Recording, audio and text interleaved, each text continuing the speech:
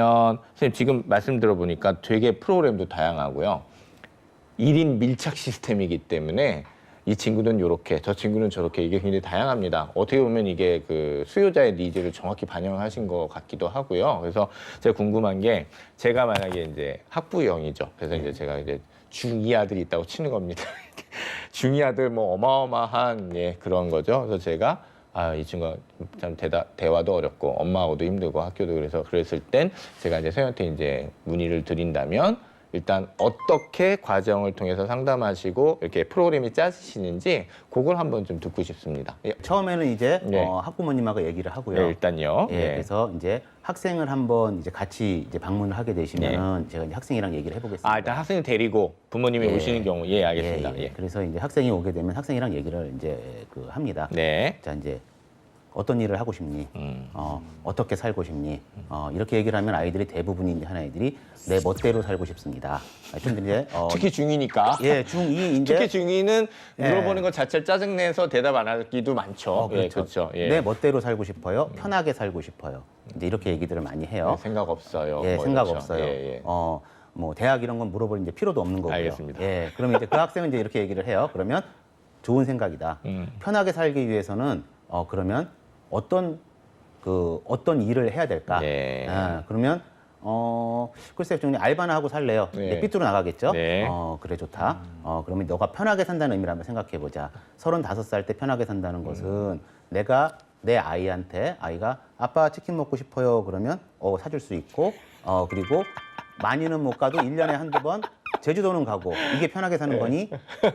그다음에 네가 친구들하고 같이 어디 가서 놀다가 쉬었다 오고 이게 편하게 사는 거니? 그러면 맞다고 그래요. 네, 진짜 공부 잘하고 철든 사촌형이 와서 할 수 있는 얘기를 해주시는 거네요. 한편으로 생각해 보면 인격적인 관계가 이렇게 커뮤니케이션이 돼야 매니지먼트를 할 수 있을 것 같아요. 네, 그러니까 네. 저런 질문을 통해서 학생과 일단 의사소통을 시도하려고 하는 건 굉장히 의미가 있는 그렇죠. 일이라고 생각이 드는데 잘 되나요? 사실 전 그게 좀 이제 중2라고 얘기하시는 많은 것처럼 인내심과 이런 것들이 필요하시긴 하겠어요. 이게 노하우시긴 할 텐데 네, 이게 좀 다른 게 뭐냐면요. 예.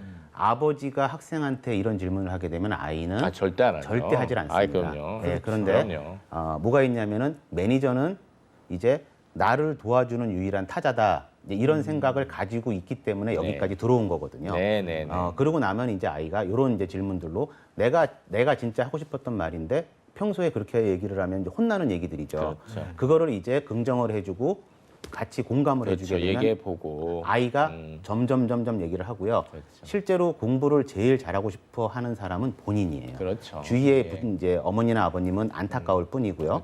그런데 안 되는 겁니다. 그것도 스스로 그래 내가 사실은 공부 정말 잘하고 싶은 애였지라는 걸 깨닫게 해주는 일도 또 거기서 만들어지는 일이니까요. 여기서 이제 파생이 돼서 한 15분 정도 얘기를 하다 보면 이제 그렇죠. 아이가 얘기를 해요. 내가 왜 이러고 사는지에 대해서 얘기를 합니다. 맞습니다. 이게 선생님 말씀대로 진짜 주변에 있었던 멘토들이 있으면 자연스럽게 되는 얘기고 이 사람이 잘 됐을 때는 이제 옛날 자서전 쓰면 그때 그 형이 나눴던 얘기하면서 이렇게 나올 수 있는 에피소드인데 좀 환경이 그러지 않으니 이제는 만나서 찾아서 할 수밖에 없는 상황 이런 상황으로 이해를 하면 되겠네요. 요즘 학생들이 불쌍하죠. 사실 자기 공부 잘하고 싶죠. 잘하고 싶은데 그러니까. 자기가 할 수 있는 것보다 엄마 아빠가 훨씬 더 많은 걸 요구하니까 그렇죠. 예. 의도적으로 이렇게 엇나가는 학생들도 있을 테고요. 그렇죠. 예, 맞습니다. 그래서 일단 이렇게 상담하시면서 소위 사이즈를 보시는 거죠. 네, 사이즈 한번 보시고 그 다음에 이제 어느 정도 얘기가 됐습니다. 그럼 그날을 이제 가야죠. 가고 난 다음에 이제 어떻게 짜시는 겁니까 프로그램을? 예. 이제 그날 얘기해서 이제 저는 이제 아이한테 물어봐요. 그래서 이제 공부하고 싶냐?